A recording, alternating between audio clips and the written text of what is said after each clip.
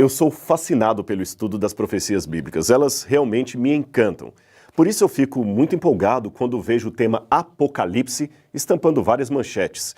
É porque, nesses temas, eu vejo uma oportunidade de testemunhar aquilo que eu acredito com relação ao fim dos tempos. Aliás, uma pesquisa recente feita pela Lifeway, uma organização não denominacional dos Estados Unidos, revelou que a maioria dos evangélicos gostariam que o seu pastor pregasse mais sobre o Apocalipse e o fim do mundo. E eles estão sentindo falta desses temas. Isso, na verdade, é um bom puxão de orelha naqueles pregadores que vivem falando de autoajuda, esquecendo-se das verdades essenciais da fé. É aí que entra o estudo do Apocalipse. Um livro que, se estudado a fundo, trará um grande reavivamento espiritual para a sua igreja. Deixe-me explicar para você o que significa essa estranha palavra, Apocalipse. É fácil, você vai ver. Em grego, a palavra calipto significa sombra, ok? Sombra. A palavra eu significa bom. Portanto, eucalipto quer dizer boa sombra. Fácil, não é mesmo? Agora, o prefixo apó é uma preposição que pode significar para fora de, para longe de, retirado de. Por exemplo, apóstolo, aquele que é enviado para pregar fora, para pregar longe. Apostasia, aquele que sai do meio do povo de Deus, e assim por diante. Portanto, quando eu junto a palavra apó, para fora de, com calipto, sombra, você encontra o termo apocalipto ou apocalipse, isto é, para fora da sombra, para longe da sombra. Ora, o que está longe ou fora da sombra está às claras, está revelado. Por isso que Apocalipse significa revelação. Legal, não é mesmo? Ele é a revelação de Jesus Cristo, que Deus lhe deu para mostrar aos seus servos aquelas coisas que em breve deveriam começar a acontecer. Mas o fato de ser uma revelação de Deus não impede que haja entre os cristãos sinceros diferenças de opinião a respeito desse livro e, por isso, eu queria começar citando uma frase de Santo Agostinho que, para mim, é texto de cabeceira. Santo Agostinho dizia que, no que é essencial, devemos ter unidade. No que não é essencial, podemos ter diversidade ou liberdade. Mas, em tudo, é obrigatório que tenhamos caridade ou amor, especialmente por aquele que pensa diferente de mim.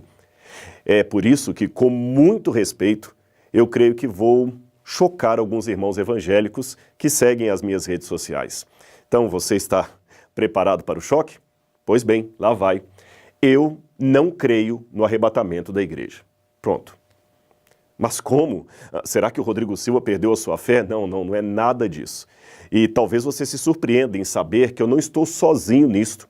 Uma pesquisa feita pelo Pew Forum sobre religião e vida pública entrevistou 2.200 líderes evangélicos de 190 diferentes países e descobriu que 32% deles também não acreditam que haverá um arrebatamento secreto da igreja no fim dos tempos. Quando a pesquisa muito semelhante foi feita com teólogos, desta vez norte-americanos, o número daqueles que negavam ou nutriam sérias dúvidas sobre o arrebatamento era da ordem de 60%. Apenas para situar aqueles que talvez não saibam do que eu estou falando, é que uma grande parte dos cristãos evangélicos de hoje, especialmente pentecostais e neopentecostais, acredita que a segunda vinda de Cristo terá duas fases. A primeira é quando ele vem de maneira secreta para arrebatar ao céu aqueles crentes mortos e vivos, conforme está em 1 Tessalonicenses capítulo 4, versículos 13 a 17. Nesta compreensão, uma multidão de pessoas irá desaparecer de um momento para outro. É por isso que, em alguns automóveis, nós vemos às vezes aquele adesivo escrito "Cuidado, em caso de arrebatamento, este automóvel ficará descontrolado". É uma maneira bem-humorada de pregar aquilo que eles acreditam. Bem, continuando então, em virtude desse suposto desaparecimento da igreja, que seria arrebatada por Cristo, haverá então 7 anos de tribulação na terra, governada pelo anticristo, que perseguirá o país de Israel, e nesse momento os judeus deverão se converter a Jesus. Então só depois disto é que Cristo volta, aí sim, numa segunda fase, em glória e majestade, em companhia daqueles que já haviam sido arrebatados anteriormente, e então reina 1000 anos sobre a terra. É mais ou menos isto que ensina o dispensacionalismo ou a doutrina do arrebatamento secreto. No entanto, talvez poucos saibam, mas apesar do fascínio que essa visão traz sobre muitos crentes, esta não é uma doutrina claramente encontrada na Bíblia Sagrada.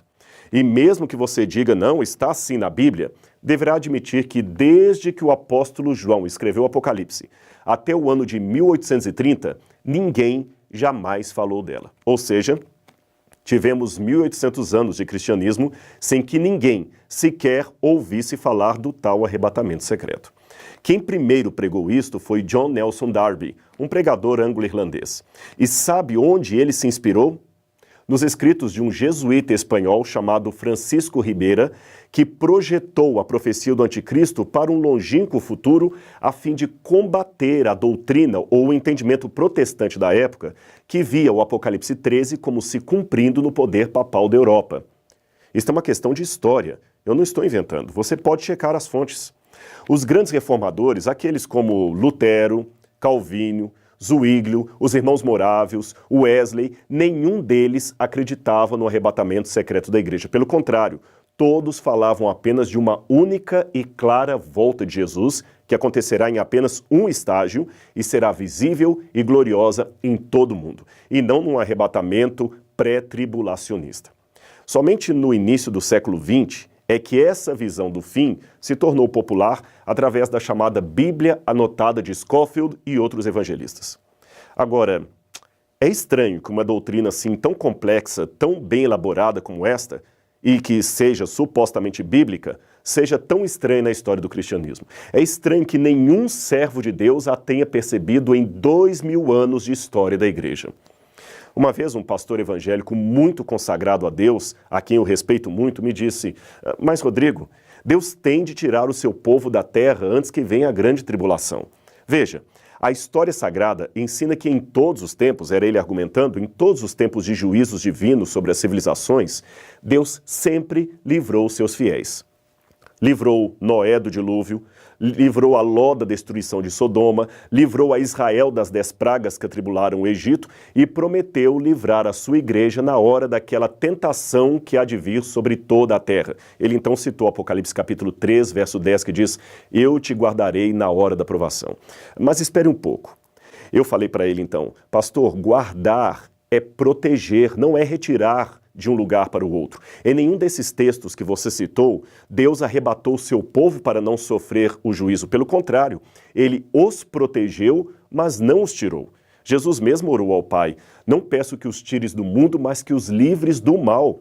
Veja, Noé estava protegido dentro da arca, mas permaneceu em meio ao dilúvio. Ló foi tirado pelos anjos, porém correndo em meio ao fogo que caía, e ele não foi arrebatado secretamente. Os hebreus, é claro, foram poupados das pragas no Egito, mas continuavam na terra de Faraó enquanto as pragas caíam.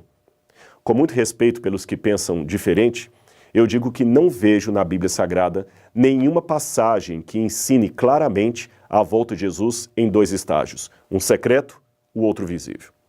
Mas eu sei que alguém ainda dirá: Rodrigo, Paulo deixou bem claro em Tessalonicenses que nós seremos arrebatados para encontrar com o Senhor nas nuvens, e ser arrebatado é ser tomado de modo súbito, sem que ninguém veja. Ora, confira o dicionário e você vai ver que arrebatado não tem nenhuma conotação de ato secreto, nem em português, nem no grego, que era a língua original do Novo Testamento.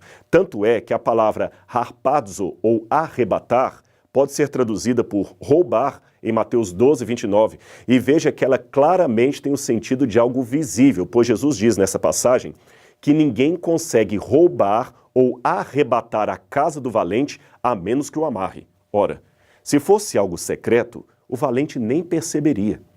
Eu sei que o valente, nesse texto da Bíblia, representa o inimigo de Deus. E, como ser espiritual, ele tem que ser amarrado para que a igreja seja salva ou arrebatada. Mas isto não invalida o argumento etimológico de que a palavra original não tem o sentido claro de ação oculta, secreta. Aliás, se você prestar atenção, todos os textos normalmente lidos como referentes ao arrebatamento secreto da igreja possuem em seu contexto um quadro maior de vinda inesperada, porém gloriosa, e visível em todo o mundo, até pelos ímpios. É claro que, pelo tempo, Eu não tenho como analisar passagem por passagem, mas eu cito apenas uma delas, que está em Mateus capítulo 24, versos 40 e 41. Ali diz: 2 estarão no campo, um será tomado e deixado o outro. 2 estarão no moinho, uma será tomada e deixada a outra. Será isto um arrebatamento secreto? Creio que não, por 2 motivos. Primeiro, esta passagem segue depois dos versos 30 e 31, que falam da visibilidade mundial da volta de Cristo. Portanto, é depois da vinda gloriosa que esses textos têm lugar. Em segundo lugar, a comparação que Jesus faz imediatamente antes é com o dilúvio. Esse é um dado importante para você entender essa passagem. Você pode ver na sua Bíblia. Ele fala: assim como foi nos dias de Noé, assim será a vinda do Filho do Homem. Nos dias de Noé, os homens não perceberam até que veio o dilúvio e os levou a todos. Note, os que foram levados pelo dilúvio são aqueles que se perderam. Aí ele arremata: do mesmo modo em minha vinda. Um será tomado e o outro deixado. Ou seja, um será levado, como os antigos foram levados pelo dilúvio, e o outro será poupado, como poupada foi a família de Noé. Logo, a análise textual nos indica que os que são deixados são os que se salvam, e os que são levados são os que se perdem. Veja com calma na sua Bíblia e você verá que é isto mesmo. Agora, a despeito de qualquer discordância interpretativa ou teológica, uma coisa eu posso dizer com muita convicção. Independente da religião que você professa, ou até mesmo da ausência dela, pois muitos preferem não seguir religião alguma, eu espero que você concorde comigo pelo menos nisto. Jesus ama a mim e a você. E se formos fiéis a Ele, Ele voltará para nos levar ao reino que Ele mesmo prometeu. A sua promessa não falha, e o Apocalipse é a certeza que nós 2 temos disso.